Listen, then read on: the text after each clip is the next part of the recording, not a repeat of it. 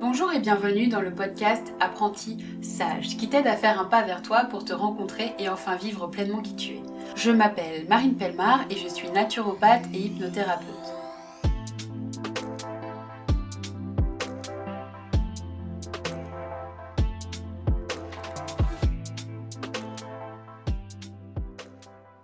Je suis ravie de vous retrouver pour ce second podcast.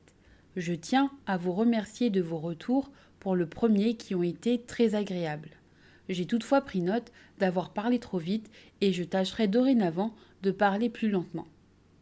Ce podcast est la suite des notions abordées précédemment. Pour rappel, j'avais différencié la notion de désir, qui est la puissance d'agir, à partir de ce que tu as actuellement, de la notion de manque, qui est la frustration de ne pas être ou avoir ce que tu souhaites. Pour s'en souvenir simplement, vous pouvez retenir ce qui suit. Le désir est une équation à 3 variables, autrement dit, le désir égale l'amour de soi plus la volonté plus le courage. Le manque est quant à lui une équation à 2 variables, autrement dit, le manque égale vivre projeté dans le résultat attendu plus l'inaction de développer sa puissance d'agir. Je vous avais invité également à inverser la maxime « quand on veut, on peut » et de choisir plutôt « quand on peut, on veut » qui amène à développer ses potentiels actuels pour vouloir. Car si dans la vie, tu veux sans mettre en lumière ta potentialité, tu as de grandes chances de rester coincé dans le comment. Par exemple, je veux être heureux en couple, je veux être heureux professionnellement, je veux recouvrir une santé optimale. Comment j'y parviens ? Ce comment, malheureusement, dans la majorité des cas, n'est jamais répondu et laisse simplement les personnes dans une énergie d'attente et de manque. C'est là aussi que rapidement peut s'installer le fantasme et éloigner pour de bon le véritable projet.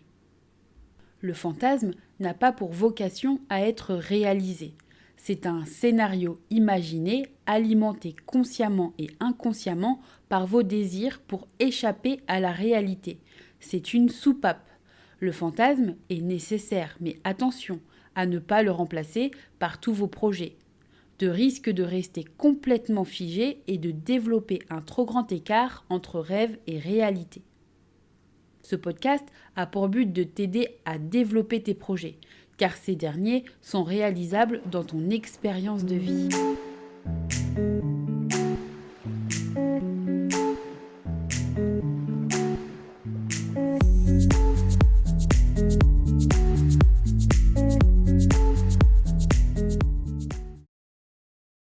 Une fois que tu as effectué le tri entre le fantasme et le projet, tu vas généralement rencontrer différents challenges. Ces challenges, que tu appelles selon ton vocabulaire impossible, échec, blocage, erreur. Quand tu dis aussi c'est la vie, je n'y arriverai pas, à quoi bon ? C'est généralement que tu manques d'énergie à développer ta puissance d'agir et que tu as affaire à ce que l'on appelle les croyances limitantes. Mark Twain, qui était écrivain et humoriste, disait en ce sens « On ne se débarrasse pas d'une habitude en la flanquant par la fenêtre. Il faut lui faire descendre l'escalier marche par marche. » Et pour les croyances limitantes, c'est un peu la même chose. Elles ont été alimentées au fil du temps à travers ta culture, tes expériences, les on-dit que tu as fini par faire règle. Telle une pieuvre, les croyances limitantes déploient leurs tentacules et dessinent une structure de pensée qui devient habituelle.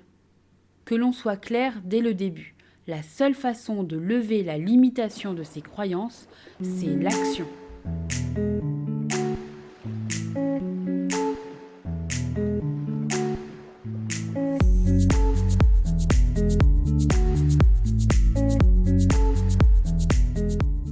Ces actions peuvent être de plusieurs ordres.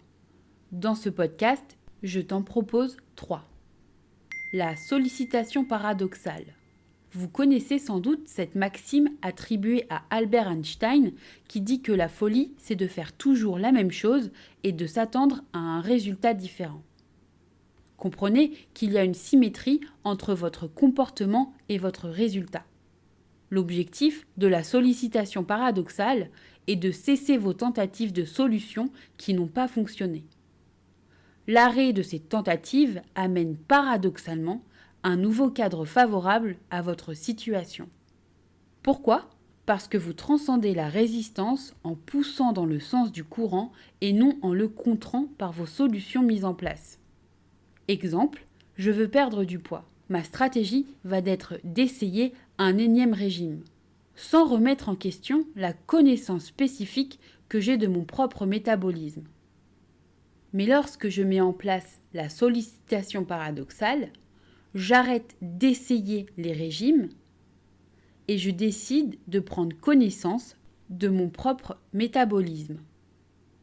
C'est ce qui m'amène à la seconde technique, le changement de point de vue. La réalité dans laquelle vous vous trouvez n'est qu'une représentation parmi tant d'autres de ce qui est possible ou non. Si votre projet, votre objectif n'est pas encore réalisé, listez vos erreurs, vos blocages qui vous empêchent d'avancer. Pourquoi ? Car vous allez pouvoir toucher du doigt, saisir consciemment quelles sont vos croyances limitantes.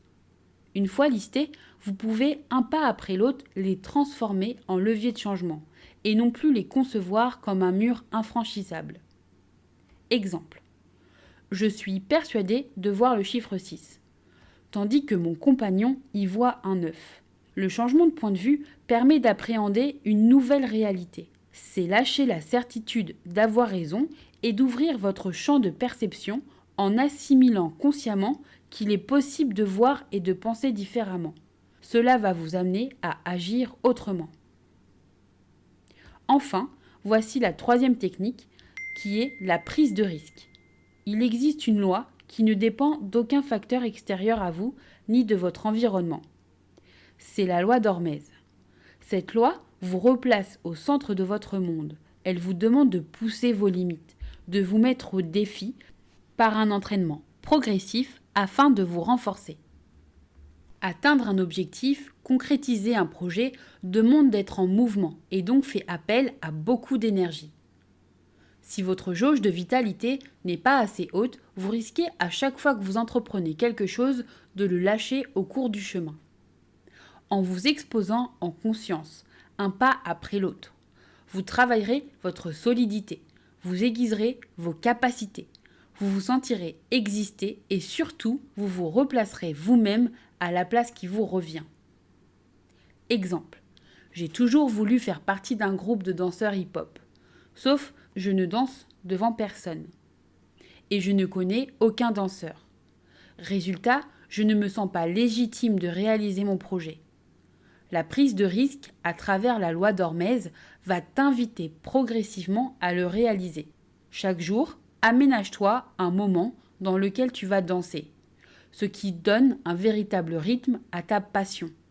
Ensuite, tu vas pouvoir inviter quelqu'un de proche à te regarder danser. Cela va mettre un terme à ta croyance que tu n'as jamais dansé devant quelqu'un.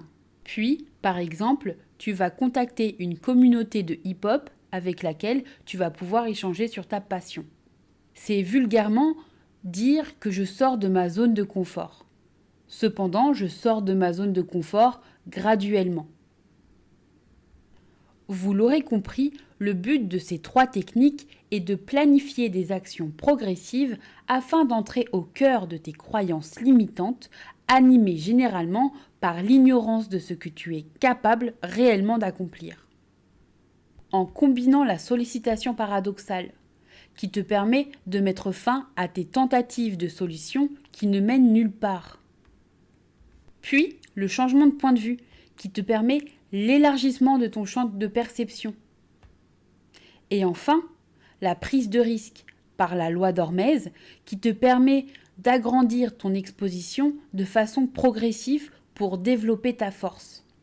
Naturellement, avec ces 3 outils, tu vas reconnecter avec l'énergie de désir et ainsi ta jauge de vitalité va augmenter. D'autre part, c'est aussi pouvoir se donner une chance de différencier la peur de l'angoisse et s'extirper d'une vie figée. Et oui, car l'angoisse est comme une peur indéterminée. Elle demeure en trame de fond et reste invaincue. Lorsque tu décides de passer à l'action, tu utilises le meilleur antidote à la peur. Tu viens déterminer ce que tu crains réellement, tu prends conscience de ce qui te freine ou t'arrête.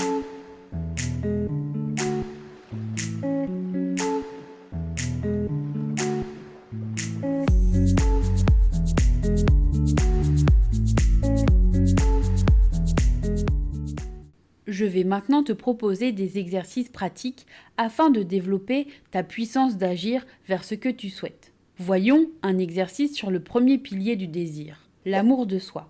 Prendre soin de soi suffisamment fait ressortir différents signes tels que la joie de vivre et l'épanouissement, l'enthousiasme, le dynamisme, le désir de contribuer au bien de l'autre, la paix intérieure, l'ouverture à la vie, la créativité, mais aussi une énergie vitale croissante. Note 3 manières que tu as de prendre soin de toi.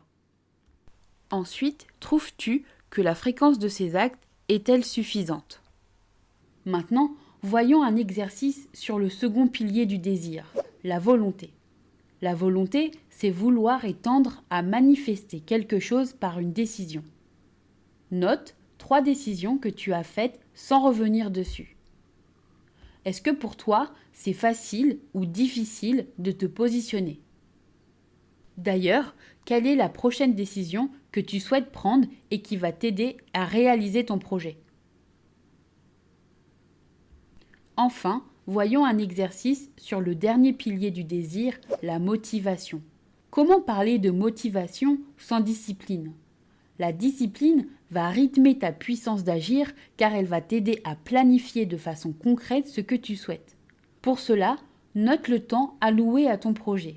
T'y penches-tu tous les jours, une fois par semaine, une fois par mois?